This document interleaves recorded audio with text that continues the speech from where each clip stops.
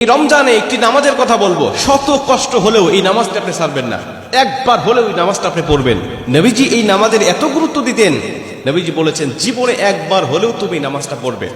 এই হাদিসটি ইবনে মাজাহ শরীফের, তিরমিজি শরীফের এবং আবু দাউদ শরীফের 1297 নম্বর হাদিসের মধ্যে এই হাদিসটা বর্ণনা হয়েছে এই নামাজের কথা।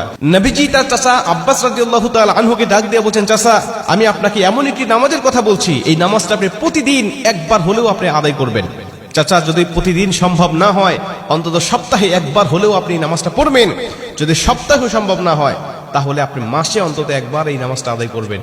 চাচা যদি মাসেও আপনার পক্ষে কষ্টকর হয়ে যায়, বছরে একবার পড়বেন। যদি বছরেও না পারেন, জীবদ্দশায় অন্তত একবার হলেও নামাজটা পড়বেন। কারণ এই নামাজটা এত পাওয়ারফুল নামাজ।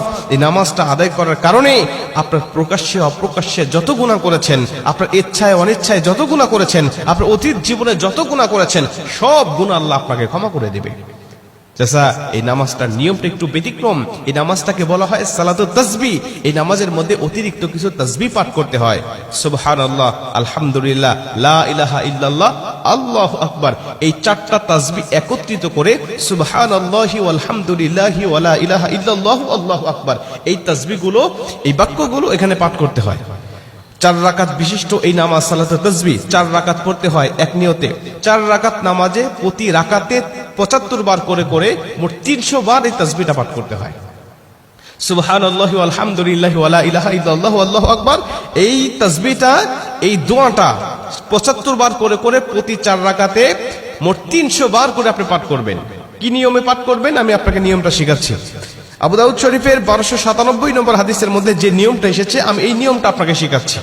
আমাদের সমাজে আর বেশ কিছু মানুষ বেশ কিছু নিয়ম বলে, কিন্তু আমি আপনাকে হাদিস থেকে সরাসরি নিয়মটা জানাচ্ছি। এটা আপনি রেকর্ড করে নেন, খাতা কলম থাকলে লিখে নেন। প্রয়োজনে এটা যত সোশ্যাল মিডিয়াতে যাবে, ফেসবুক ইউটিউবে যাবে, এটা আপনি সেভ করে নিজ আইডিতে শেয়ার করে রেখে দিবেন, যাতে আপনিও শিখতে পারেন, অন্য মানুষকে শিখাতে পারেন। আপনার শেখানোর কারণে কেউ যদি নামাজটা আদায় করতে পারে, ও যে সওয়াবটা অর্জন করবে, সওয়াবের একটা অংশ আল্লাহ আপনার আমলনামায়ও দান করবে। এজন্য এগুলো মানুষের কাছে ছড়িয়ে দিবেন যত সম্ভব হয়। আপনি প্রথমে যখন নামাজটা শুরু করবেন, নিয়ত করবেন নফল নামাজের নিয়ত করে অন্যান্য নামাজে যেভাবে সানা পাঠ করি আপনি সেভাবে সানা পড়বেন। অন্যান্য নামাজে যেভাবে সূরা ফাতিহা পড়ি ওভাবে সূরা ফাতিহা পড়বেন।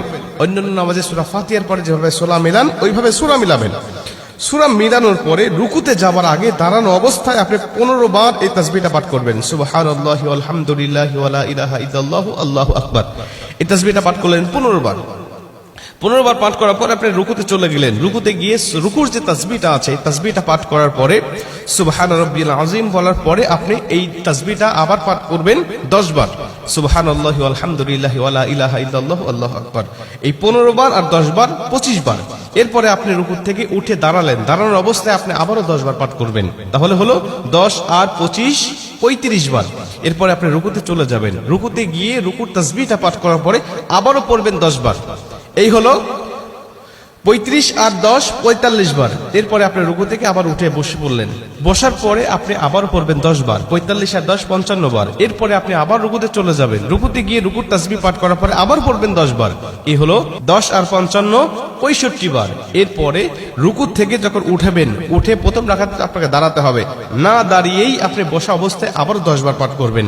এই হলো 65 আর 10 75 বার।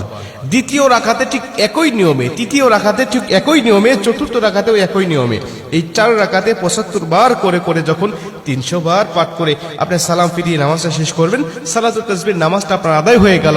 এই নামাজ শেষ করে আল্লাহ পাকের কাছে আপনি দোয়া করবেন, যেভাবে ইচ্ছা চাইবেন আল্লাহ পাক আপনার দোয়াটাকে কবুল করে নেবে।